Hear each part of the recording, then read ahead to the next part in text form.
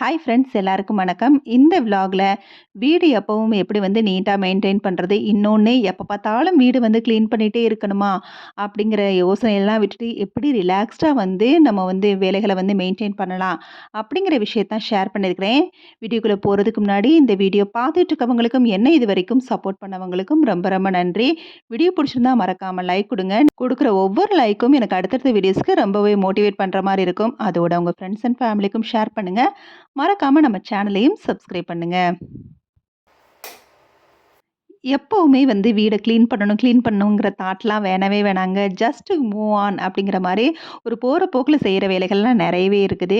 என்ன அப்படின்னா, இப்படி பவுடர் அடிக்க போறீங்க அப்படின்னா, கண்ணாடி முன்னாடி நின்னு ஜஸ்ட் வந்து ஒரு வைப் அவ்வளோதான். அதுக்கு எவ்வளோ நேரம் ஆகும்? டக்குன்னு வந்து ஒரு 2 மினிட்ஸ்ல வந்து பண்ணி முடிச்சிடலாம்.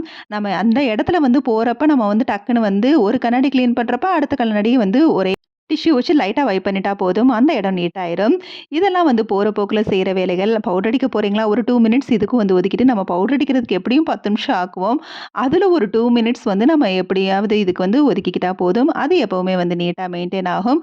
இந்த மாதிரி மெனக்கெடுத்து இல்லாம, அந்த டயத்துல வந்து அந்த இடத்துல இப்ப வாஷ் பேஷன் பக்கம் போறீங்களா? கண்டிப்பா வந்து வாஷ் பேஷன் நம்ம வந்து அட்லீஸ்ட் மார்னிங், நைட்டாவது வந்து யூஸ் பண்ணிருவோம். அந்த நேரத்துல லைட்டா வந்து வைப் பண்ணிவிட்டு, நம்ம ஸ்ப்ரே பண்ணி விட்டா போதும் தண்ணிய. நீட்டா மெயின்டெயின் ஆகும்.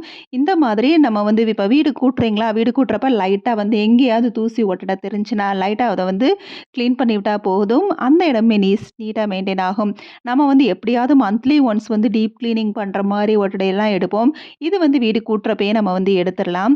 ஸோ இதெல்லாம் என்ன அப்படின்னா, மெனக்கெடுத்து ஒரு வேலைய வந்து இதுக்காக ஒதுக்குறதெல்லாம் இல்ல. அந்த நேரத்தில அந்த பக்கம் போறீங்களா, அத வந்து நம்ம வந்து கிளீன் பண்ணிக்கலாம். இந்த மாதிரி சின்ன சின்ன வேலைகள் இன்னுமே நெறைய இருக்குது. டிவி போட்டு டிவி ஆன் ஆகுறதுக்குள்ள நம்ம என்ன செய்வோம் அப்படின்னா, அந்த இடம் வந்து கிளீனா இருக்காதுன்னு தெரியும். டஸ்ட்டா இருக்குன்னு தெரியும். சரி அப்புறம் தொடச்சுக்கலாம் அப்படின்னு சொல்லிட்டு நம்ம என்ன பண்ணுவோம், அப்படியே விட்டுருவோம். அதுக்கு பதிலா அப்படியே போறப்ப வந்து என்ன பண்ணிரலாம் அப்படின்னா, அத வந்து தொடச்சு விட்டுறலாம். இது மாரி சின்ன சின்ன வேலைகள போற போக்குல இதெல்லாம் நம்ம மட்டும் தான் செய்யணும்னு இல்ல. இந்த டஸ்ட்ட வந்து இப்ப தூசியா இருக்குதா டிவில, டஸ்ட்ட வந்து தட்டி விடுறதுக்கு வந்து நம்ம வீட்ல வந்து ஹஸ்பண்டையோ, அப்படி இல்லன்னா குழந்தைங்களையோ சொல்லலாம். பெட் ஸ்ப்ரெட்டா பெட்டுக்கு வந்து இந்த வேலைய நீ பாரு, அந்த வேலைய நீங்க பாருங்க அப்படிங்கிற மாதிரி நம்ம வந்து ஒதுக்கிட்டோம் அப்படின்னா, பெட்டுமே எப்பவும் நீட்டா இருக்கும். ஸோ பெட்ரூம்ல வந்து பெட் ஸ்ப்ரெட் தான் ரொம்ப கலஞ்சு போயிருக்கும். அத வந்து நீட் பண்ணிக்கலாம். அப்புறம் எப்படியாவது நம்ம வந்து சோஃபால வச்ச மாரி இருக்காது. அந்தந்த இடத்துல வந்து நம்ம வச்சிருக்க பில்லோ வந்து வேற வேற இடத்துக்கு போகும். அத வந்து நீங்க பார்த்தீங்கன்னா, நம்ம எடுத்து வைக்கலாம். இல்ல வந்து பிள்ளைங்களையோ, அப்படி ஹஸ்பண்டையோ நம்ம வந்து சொல்லிக்கலாம். இன்னொன்னு வீட்ட நீட்டா மெயின்டெயின் பண்ண முடியலங்கிறதுக்கு காரணம் இன்னொரு விஷயம் இருக்கு. இது என்ன அப்படின்னா, நெறைய பொருள வாங்கி குமிக்கிறது. இப்ப அந்த டெக்கரேட் பொருள வாங்கி வைப்போம், இந்த டெக்கரேட்டிவ வாங்கி வைப்போம்னு சொல்லி என்ன செஞ்சிருப்போம் அப்படின்னா, நெறைய வீடியோஸ் பார்த்து நம்ம வந்து ஆசைப்பட்டு ஏதாவது வந்து நம்ம அட்லீஸ்ட் வெளிய ஷாப்பிங் போனா கூட நம்ம கண்ணுக்கு ஏதாவது டெக்கரேட்டிவ் ஐட்டங்கள் இருந்துச்சு அப்படின்னா, அதையும் வந்து வாங்கி வச்சுருவோம். ஸோ பொருள வந்து அதிகமா நம்ம குமிக்கிறப்ப நம்ம மெயின்டெனன்ஸ் அதிகமாவே ஆகும். ஹால்லலாம் எனக்கெல்லாம் இந்த அளவுக்கு தான் பொருள் இதுக்கு மேல இருந்தா நம்மளே அசிங்கமா வச்சிருப்போம்னு தெரிஞ்சு, அளவா நம்ம பொருள வச்சுக்கிட்டாலே அது வந்து நீட்டா மெயின்டெயின் ஆகும். ஹால்ல மட்டும் இல்ல, கிச்சனுமே வந்து கவுண்டர் டாப் வந்து ஃப்ரீயா இருந்தாலே நம்மளுக்கு வந்து ரொம்ப மெஸ்ஸியா வந்து தெரியாது. கவுண்டர் டாப்ல நான் இப்பலாம் மேக்ஸிமம் எதுவுமே வைக்கிறதில்ல. சின்ன சின்ன பொருள் தவிர்த்து வேற எதுவுமே அதுக்கு வந்து இடம் குடுக்குறதே இல்ல. அதனால தான் எனக்கு இந்த அளவுக்கு கவுண்டர் டாப்ப வந்து நெனச்ச உடனே நம்ம வந்து ஈர துணிய வச்சு கூட துடைக்கிறதுக்கு ரொம்பவே ஈஸியா இருக்கும். நெறைய பொருள் அடுக்கி வச்சிருந்தோம்னா, கண்டிப்பா அது வந்து கஷ்டமா தான் இருக்கும். ஸோ தேவையில்லாம நம்ம பொருள வாங்கி குமிக்கிறதுக்கு பதிலா, நம்ம நீட்டா மெயின்டெயின் பண்ணணும்னா, கண்டிப்பா வந்து பொருள வந்து குறைக்கணும். பொருள குறைச்சிட்டாலே போதும். நம்மளுக்கு வந்து மெயின்டெனன்ஸ் வந்து கொஞ்சம் குறைஞ்சிரும். கிச்சன்லயுமே பார்த்தீங்கன்னா, ஆசைப்பட்டு நெறைய பொருள வாங்குவோம். அத பார்த்தோம், இத பார்த்தோம் அப்படின்னு சொல்லிட்டு. ஆனா, அது நம்மளுக்கு தேவை இருக்குதா இல்லையான்லாம் பார்த்து வாங்க மாட்டோம். நம்ம ஆசைப்பட்டோம், வாங்கிட்டோம். ஆனா, அதுக்கப்புறம் ஒரு நாள் தான் அத யூஸ் பண்ணுவோம். திரும்ப வந்து அத மேல வச்சு வாங்கி ஸ்டோர் பண்ணி வச்சுருவோம். கொஞ்சம் டைம் எடுத்து இது நம்ம யூஸ் பண்ணுவோமா? மாட்டோமா? இது நம்மளுக்கு தேவையா? வேணாமா? அப்படிங்கிறதெல்லாம் யோசிச்சுட்டு, அதுக்கப்புறம் அந்த பொருள வந்து வாங்குங்க. தேவையில்லாம வாங்கி வச்சோம் அப்படின்னா, அது உங்க பணமும் வேஸ்ட்டு. இன்னொன்னு அத மெயின்டெயின் பண்றதுக்கான நம்மளோட டைமும் வேஸ்ட்டு தான். அடுத்து சிஸ்டமேட்டிக் ரொட்டீன் என்ன அப்படின்னா, பொருள வந்து ஒவ்வொன்னுக்கும் ஒவ்வொரு பிளேஸ் வந்து குடுத்துருங்க. கண்டிப்பா அந்த மாரி நீங்க குடுத்து பார்த்தீங்கன்னா, அடுத்து அந்த பொருள அந்த இடத்துல தான் வைக்கணும் அப்படிங்கிற தாட் உங்களுக்கு வந்துருச்சுனா போதும். அது சிஸ்டமேட்டிக்கா எல்லாருக்குமே நம்ம வீட்ல இருக்க எல்லாருக்குமே அது வந்து பழகிரும். இந்த பொருளா இங்க இருக்கணும் அப்படிங்கிற மாதிரி. இந்த மாதிரி சிஸ்டமேட்டிக்கா ஒரு ரொட்டீன குடுக்குறப்ப, நம்ம அந்தந்த பிளேஸ்ல வந்து அது அது செட்டில் ஆகி உட்காந்துக்கிடுச்சு அப்படின்னா, நம்மளுக்கு அப்படியேவும் கச்சாமுச்சான்னு கிளம்ப்ஸியா இருக்காது. நீட்டா மெயின்டெயின் ஆகும். ஸோ பாத்ரூம்னு எடுத்துக்கிட்டிங்கன்னா, பிரஷ் ஸ்டாண்ட்ல தான் அத வந்து வைக்கணும். சோப்பு வைக்கிறதுக்குன்னு தனி இடம்னா அதில தான் வைக்கணும். அப்படிங்கிற மாதிரி வந்து வைங்க. ஒவ்வொரு பொருளுக்கும் வந்து இடத்த வந்து ஃபிக்ஸ் பண்ணி வைங்களேன். அதுக்கப்புறம் வந்து அது அப்படியே வந்து நீட்டா மெயின்டெயின் ஆகும். இது நான் வந்து ரீசென்ட்டா நெறைய விஷயத்துல தெரிஞ்சுக்கிட்டது தான். மொதல்லாம் அப்படியே கச்சமுச்சான்னு இப்ப துணி கூட நான் வந்து அ சின்ன சின்ன துணிலாம் வந்து இந்த மாதிரி நம்ம வந்து ஸ்டோரேஜ் பேக் வந்து யூஸ் பண்றப்ப, அது வந்து கச்சமுச்சான்னு கிளம்ஸி ஆக மாட்டேங்குது. அந்த கபோர்டுமே நம்மளுக்கு அந்த வார்ட்ரோப் பார்த்தீங்கன்னா, ரொம்ப வந்து நீட்டா மெயின்டெயின் ஆகுது. ஸோ அதுதாங்க சிஸ்டமேட்டிக் ரொட்டீன்ங்கிறது. ஒவ்வொன்னுக்கும் அந்த ஒரு ரொட்டீன ஒரு ஒழுங்க கொண்டு வந்துட்டோம் அப்படின்னா, கண்டிப்பா அது வந்து அத விட்டு மாறாது. நம்மளுக்கு மட்டும் இல்ல, வீட்ல இருக்கவங்களுமே அத வந்து ஃபாலோ பண்ண ஸ்டார்ட் பண்ணுவாங்க. அப்படி அவங்களையும் ஃபாலோ பண்ண ஸ்டார்ட் பண்ணிட்டாங்கன்னா, நம்மளுக்கு எதுக்குங்க ரொம்ப டென்ஷன் ஆக போது.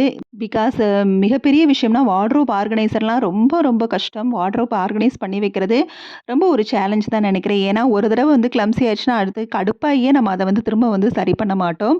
அதனால இந்த மாதிரி அதுக்குன்னு ஒரு இடத்த வந்து குடுக்குறப்ப, இந்த மாதிரி நீட்டா மெயின்டெயின் பண்றப்ப, ஏன்னா இந்த மாரி செலவுகள்லாம் நம்ம பண்ணலாம். இந்த ஆர்கனைசர் மூலியமா உங்களுக்கு வந்து அது வந்து நீட்டா மெயின்டெயின் ஆகுதுனா, கண்டிப்பா அந்த ஆர்கனைசர வந்து நீங்க யோசிக்காம வாங்கலாம்.